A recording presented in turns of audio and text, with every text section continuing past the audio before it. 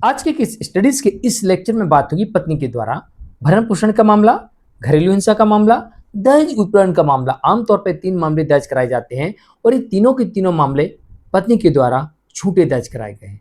तो ऐसी परिस्थिति में यही तीनों मामले अब पति को बिना एलिमनी डिवोर्स भी दिलाएंगे और ये सारे के सारे मामले खत्म करवाएंगे। तो चलिए आज के इस स्टडीज के इस लेक्चर में डिटेल में बात करते हैं कि अगर पत्नी के द्वारा झूठा एक केस किया हो, 2 किए हो, 3 किए हो या 4 या 5 किए हो, कितने भी केस किए हो, कितने भी आरोप लगाए हो, लेकिन आरोप झूठे हैं और बेबुनियाद हैं, तो ऐसी परिस्थिति में ऐसा हो सकता है कि पत्नी के द्वारा लगाए गए सारे के सारे केसेस डिसमिस होंगे और पति को यही ग्राउंड बनेगा, यानी कि यही झूठे केसेस पति को बिना एलिमनी डिवोर्स दिला सकते हैं। जय जिनेंद्र, मुकेश जैन। वीडियो को लाइक और शेयर कर दीजिए और इस तरह के जजमेंट्स का पैकेज पाने के लिए जिसमें लगभग आपको 200 जजमेंट्स मिलते हैं किसी जानकारी के लिए दिए गए नंबर पर आप हमें संपर्क कर सकते हैं। चलिए शुरुआत करते हैं। नंबर 1, ऐसे मामलों में पति को सबूतों की आवश्यकता पड़ती है और ऐसे मामलों में पति को पत्नी से सबूत मांगना चाहिए। भाई 2 ही चीजें होती हैं, खुद के सबूत दिखाइए और लगाए गए आरोपों के सबूत मांगिए। मेंटेनेंस के केस को फास्ट कर लीजिए, दहेज उत्पीड़न के मामले में आपत्ति लगा दीजिए। जैसी पत्नी मेंटेनेंस में आती है गवाही देने, सबूत मांग लीजिए। जैसे ही पत्नी अपने केस को बचाने के लिए दहेज उत्पीड़न के मामले में आती है, सबूत मांग लीजिए। अगर पत्नी के पास में लगाए गए किसी भी आरोप का कोई सबूत नहीं है और पति के पास सबूत है, जैसे कि कॉल रिकॉर्डिंग, अगर पति के पास में इस बात की कॉल रिकॉर्डिंग है, पत्नी पति और उसके परिवार को धमकाती थी, डराती थी, ब्लैकमेल करती थी, उत्पीड़न करती थी, या वो अपने बॉयफ्रेंड से बातें करती थी, या पति या उसके परिवार को आर्थिक तौर से नुकसान पहुंचाना चाहती थी, या फिर उनकी हत्या करवाना चाहती थी, कोई साजिश रच रही थी, अगर ऐसी रिकॉर्डिंग है तो ये रिकॉर्डिंग आप कोर्ट में रख सकते हैं। इसी प्रकार से अगर कोई चैट है आपके पास, उसे आप कोर्ट में रख सकते हैं। इसी प्रकार से वीडियो रिकॉर्डिंग है, उसे भी आप कोर्ट में रख सकते हैं। सीसीटीवी रिकॉर्डिंग है, उसे भी आप कोर्ट में रख सकते हैं। एसएमएस है, उसे भी आप कोर्ट में रख सकते हैं। कॉल डिटेल्स है इस संबंध में, वो भी आप कोर्ट के समक्ष रख सकते हैं। तो आपका बचाव हो गया और साथ ही अब पत्नी को लगाए गए आरोपों के सबूत एनी कंडीशन देना पड़ सकते हैं और सबूत न होने पर पत्नी के केसेस खत्म हो जाएंगे और आपको विदाउट एलिमनी डिवोर्स का कारण बन जाएगा।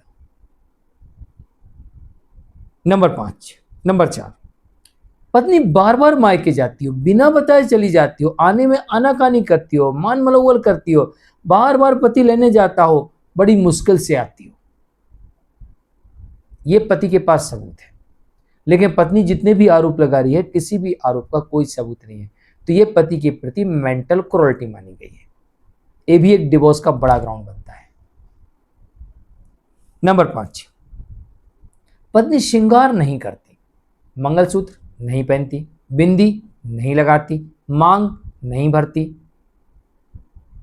एक मामला था, मुझे याद आ रहा है, उसमें कोर्ट ने कहा था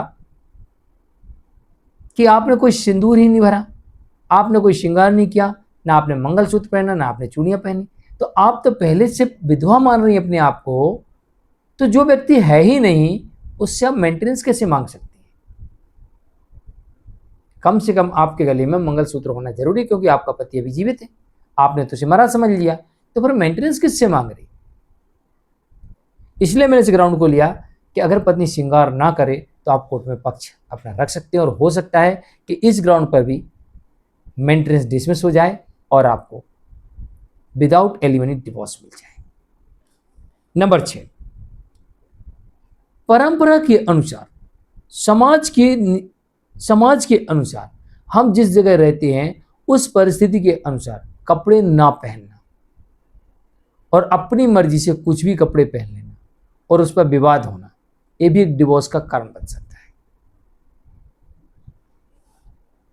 नंबर 7, घर के काम नहीं करना। मैं क्यों करूं? मैं कोई नौकरानी थोड़ी हूं, मैं तो अफसर हूं, मैं तो कमाती हूं, मैं बड़े घर से आई हूं, मैं बहू हूं, मैं कोई काम करने वाली नहीं हूं। अगर घर के काम नहीं करती तो ये भी एक डिवोर्स का बड़ा कारण बन सकता है। नंबर 8, अगर पत्नी दबाव बनाती है कि तुम अपने माँ बाप को छोड़ दो, उनसे कोई संबंध मत रखो, उनकी देखरेख मत करो, उन पर पैसा खर्च मत करो, इनको उठा के किसी आश्रम में छोड़ के आ जाओ, रेलवे स्टेशन पर छोड़ दो, बस स्टैंड पर छोड़ दो, किसी मंदिर में छोड़ दो, इनसे कोई संबंध नहीं रखना। तो ये भी एक मेंटल क्रूरल्टी का बड़ा कारण बनता है और पत्नी को बताना पड़ेगा, साबित करना पड़ेगा किस कारण से वो इतना बड़ा स्टेप ले रही है।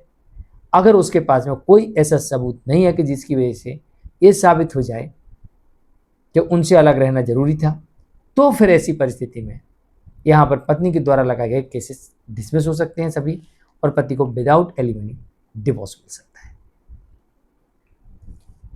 नंबर 9, पति की परमिशन के बिना अलग रहना या पति की परमिशन के बिना अबॉर्शन करा लेना। पति की परमिशन के बिना अलग रहना या पति की परमिशन के बिना अबॉर्शन करा लेना, यह भी एक मेंटल क्रूरल्टी का कारण बन सकता है। कुछ केस में बनता, कुछ केस में नहीं बनता, इसलिए मैंने कहा बन सकता है। जैसे कि एक मामले में देखा गया कि पत्नी ने मायके में जाके अबॉर्शन करा लिया और यहां पर जो सास ससुर थे वो इंतजार कर रहे थे कि उनके घर में बरसों बाद एक नन्हा सा बालक आने वाला है और उसकी वो तैयारी करके बैठे हुए थे, और वहां पर वाइफ ने मायके में जाके अबॉर्शन करा लिया।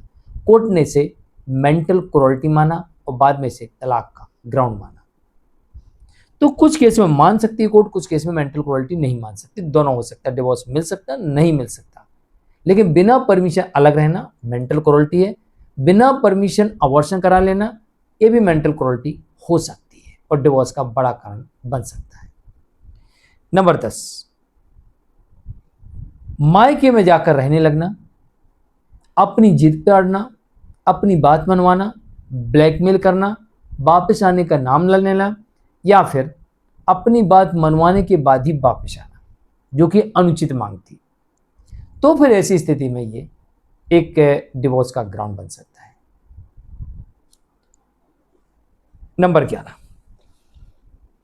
पति मायके जाता है पत्नी को लेने के लिए, वहां से पत्नी आने की बजाय अपने घर वालों से पति की कुटाई करवा देती है, पिटाई करवा देती है, अपमानित करवा देती है, धक्के मार के निकाल देती है, खुद कूट देती है, वो भी बिना किसी रीजन के, बिना किसी ठोस सबूत के। तो फिर ये भी एक डिवोर्स का बड़ा ग्राउंड बन सकता है, क्योंकि मेंटल क्रूरल्टी के साथ साथ फिजिकल क्रूरल्टी भी है, और ये डिजेशन के ग्राउंड पर और क्रूरता के आधार पर पति को विदाउट एलिमनी डिवोर्स यहां पर मिल सकता है और पत्नी के द्वारा लगाए गए केसेस भी डिसमिस हो सकते हैं। नंबर 12, अगर पति के पास में पत्नी के एडल्ट्री के सबूत हैं, चाहे उसने रीमैरिज कर ली हो, चाहे वो लिविंग में रह रही हो, चाहे किसी के साथ उसका अफेयर हो, अगर पति के पास में पत्नी की अडल्ट्री के सबूत हैं तो ये अडल्ट्री के सबूत भी एक डिवोर्स का ठोस कारण बनते हैं और इस आधार पर भी विदाउट एलिमनी पति को डिवोर्स मिल जाता है। और इसके अलावा अब पत्नी जो भी आरोप लगाएगी उन आरोपों के पत्नी के पास में सबूतों का होना भी आवश्यक होता है। तो जानकारी कैसे ली कमेंट में जरूर लिखें, अलग अलग जजमेंट से जानकारी ली गई है। तो आज के लिए इतना ही, नमस्कार।